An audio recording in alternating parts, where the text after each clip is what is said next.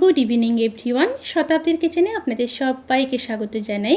আজকের রেসিপি চিংড়ি মাছের বাটি চচ্চড়ি। এই রেসিপিটি গরম ভাতে তো অসাধারণ লাগে, শুধু তাই নয়, বানানো ভীষণই সহজ। বাড়িতে থাকা উপকরণ দিয়ে খুব কম সময়ে বানিয়ে নেওয়া যায়। অবশ্যই রেসিপিটি ট্রাই করবেন। আর এই রেসিপির ক্ষেত্রে আপনারা যেই পাত্রে মাখাবেন সেই পাত্রে রান্নাটি করবেন, তাহলে ভীষণই ভালো হয়। তাহলে চলুন শুরু করা যাক আজকের এই সহজ এবং সুস্বাদু রেসিপি। চিংড়ি মাছের বাটি চচ্চড়ি বানানোর জন্য আমি এখানে 250 গ্রাম চিংড়ি মাছ নিয়ে নিলাম। চিংড়ি মাছগুলোকে খুব ভালোভাবে খোসা ছাড়িয়ে তার শিরের নোংরাগুলো পরিষ্কার করে নিয়েছি।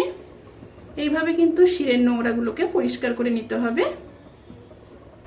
এরপর দিয়ে দেবো একটা মিডিয়াম সাইজের কোচানো পেঁয়াজ,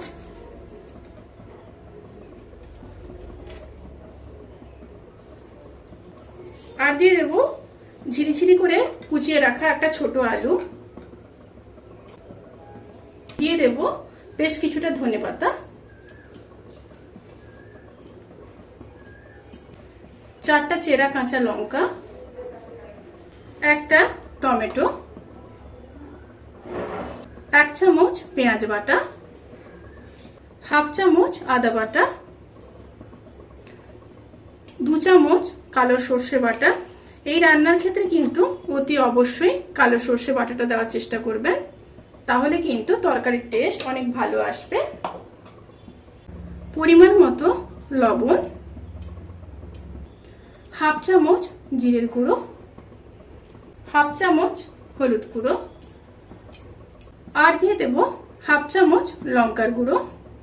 এবার দিয়ে দেব বেশ কিছুটা সর্ষের তেল, প্রায় 100 ml মতো সর্ষের তেল দিয়ে দিলাম। এবার ভালোভাবে হাত দিয়ে মাখিয়ে নিতে হবে।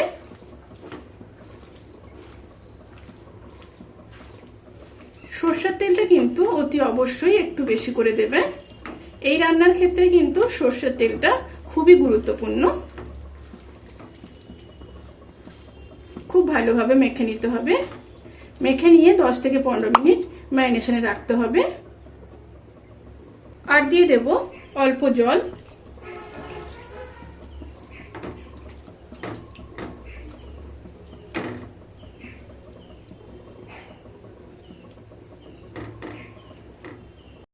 পনেরো মিনিট পরে আবার ফিরে আসছি। 15 মিনিট হয়ে গেছে। এবার গ্যাসটাকে জ্বেলে দেব। তরকারিটা ফুটে আসা পর্যন্ত অপেক্ষা করব। তরকারিটা ফুটে এসছে। এবার লো স্টিমে 20 মিনিট হতে দেব।